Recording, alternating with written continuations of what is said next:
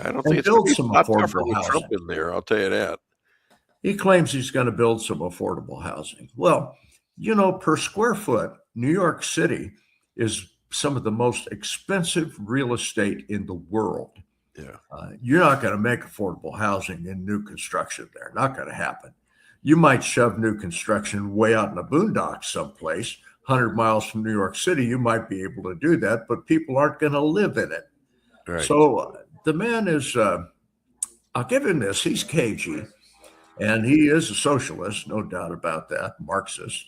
I'm curious what Donald J. Trump is going to do to this guy, because when he starts doing the more outlandish things, which I'm sure he's going to do just as soon as he possibly can, Yeah. I think the federales are going to swoop on in and say, well, wait a minute, we got some federal laws that govern this stuff. Sure. And oh, by the way, what you're doing is constitutional, so we will just cut off any federal funding to your city until you straighten yourself out.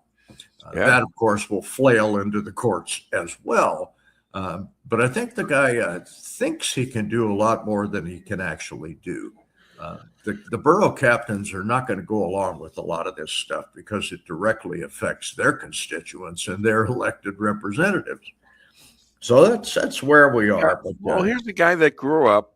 He grew up a Muslim, and he also has the well-being of having a no job until he ran for office in the government, and he's what, 34 years old or 33 or something like that.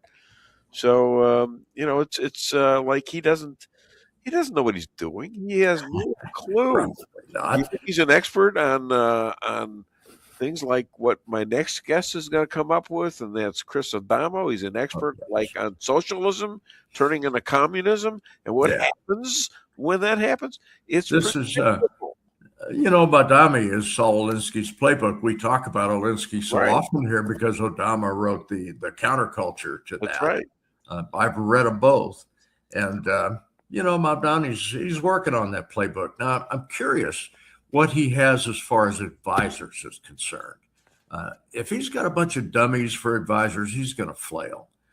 If he's got some pretty sharp socialists as advisors, he may actually get some success out of this before he's shut down. I just wonder, does the man in the street in New York City actually believe this guy is going to do some good? We've looked at history. You and I have lived history. Yeah. We look back, and every time Marxist stuff has been accomplished, it turns into a freaking dictatorship. Yeah. So, it doesn't work. It's never, ever worked. Okay, show me where it worked. And well, maybe you can get it to work at the start, before the you know what falls. Yeah, before it hits the fan.